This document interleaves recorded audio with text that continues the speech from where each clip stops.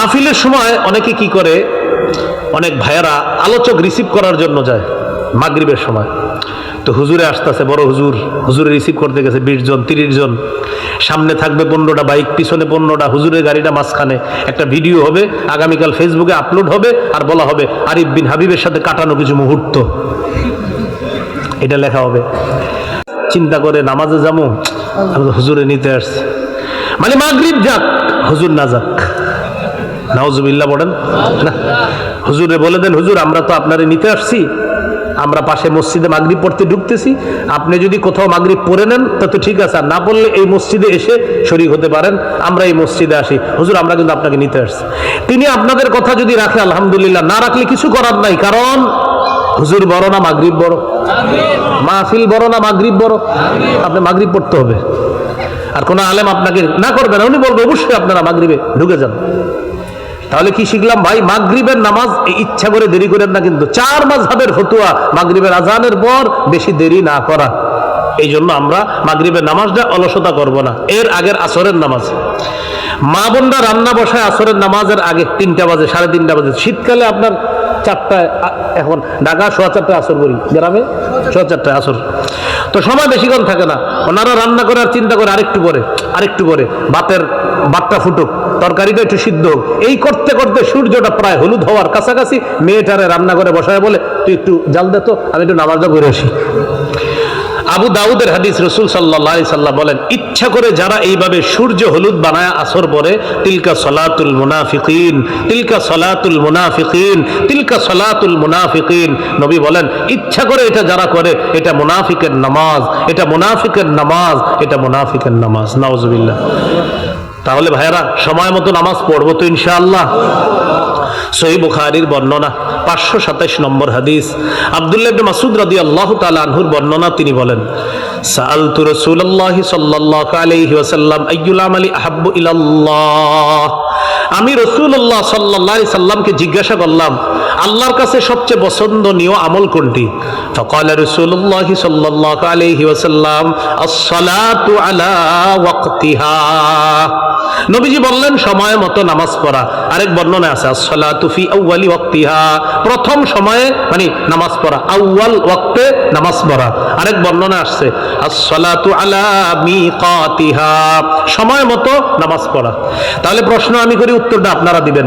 নবীজিকে এক সাহাবী প্রশ্ন করছে, আল্লাহর কাছে সবচেয়ে পছন্দনীয় আমল কোনটি? নবী কি বলছেন?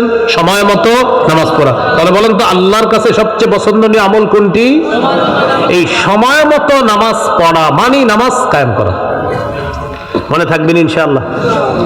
বাংলাদেশ এয়ারপোর্টে মাগরিব পড়ছেন, মাগরিব পড়ার পর উমরা হজের উদ্দেশ্যে রওনা করছেন, আল্লাহ সকলকে কবুল করেন।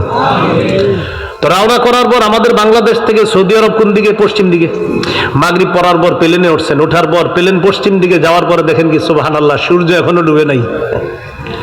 বাংলাদেশে মাগরিব পড়ছেন, একটু পরে দেখেন সুবহানাল্লাহ, সূর্য তো ডুবে নাই। তো এখন কি করা? তো যাই হোক, সূর্য পরে ডুবছে, ডুবার পরে আবার মাগরিবের সময় হয়েছে প্লেনে। যদি প্লেনে কোনো হুজুর থাকে, বেচারার মাথা শেষ, চারদিক থেকে হুজুর, মাগরিব তো একবার করছি বাংলাদেশ এয়ারপোর্টে, এখন করবোটা কি?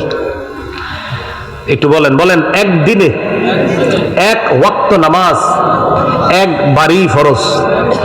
একদিনে এক ওয়াক্ত নামাজ একবারই ফরজ। যেহেতু আজকের মাগরিব আপনি পড়ে ফেলেছেন, সেহেতু আজকের মাগরিব আর পড়া লাগবে না। মনে থাকবে তো ইনশাআল্লাহ? তো সময় মতো আমরা নামাজ পড়ে নিব, আল্লাহ তৌফিক দান করেন। নামাজের নিয়ত করা, বিশুদ্ধ নিয়তে নামাজ পড়া। দেখেন, আজকে এশার নামাজে মসজিদে আসছেন যারা, বাসা থেকে এই নিয়তে বের হয়েছেন যে আমি এশা পড়ার জন্য যাইতেছি, মুখ দিয়ে আলাদা বলার প্রয়োজন নাই। সহিহ বুখারীর 1 নম্বর হাদিস, রাসূলুল্লাহ সাল্লাল্লাহু আলাইহি সাল্লাম বলেন, ইন্নামাল আমালু বিন্নিয়াত, আমলের প্রতিদান বিশুদ্ধ নিয়তের সাথে, আমলের সওয়াব দেওয়া হবে বিশুদ্ধ নিয়তের সাথে। নিয়ত বিশুদ্ধ হবে, আমলের সওয়াব পাওয়া যাবে। আল্লাহকে খুশি করার জন্য নামাজ পড়ব, কোনো ধরনের রিয়া না আনা।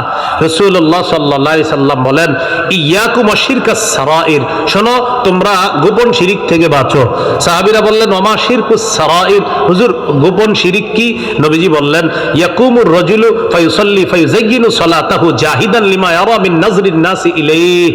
কোন ব্যক্তি এই নিয়তে নামাজ সুন্দর করে যে মানুষ আমাকে দেখে বলবে বাবা কত সুন্দর নামাজ, হ্যাঁ, এই নিয়তে নামাজ পড়তেছে। তো নবীজি বললেন এটা হলো রিয়া, এটা গোপন শিরিক, এটা রিয়া, এটা গোপন শিরিক। মুসলিমের বর্ণনায় আসছে এক সাহাবী বললেন, হুজুর আল্লাহকে খুশি করার জন্য যদি নামাজ সুন্দর করি আর মানুষ যদি প্রশংসা করে, আল্লাহকে খুশি করার জন্য আপনি নামাজ সুন্দর করে পড়তেছেন আর মানুষ প্রশংসা করে, তাহলে নবীজি বললেন তুমি যদি আল্লাহকে খুশি করার জন্য নামাজ পড়ো আর মানুষ তোমার প্রশংসা করে, তিলকা আজিলু বুশরাল মুমিন, এটা মুমিনের জন্য দুনিয়াতে নগদ সুসংবাদ। পার্থক্যটা বুঝে আসছে তো? মানে রবের জন্য যত সুন্দর করতে পারেন নামাজ, কিন্তু মানুষকে দেখানোর জন্য যেন না হয়।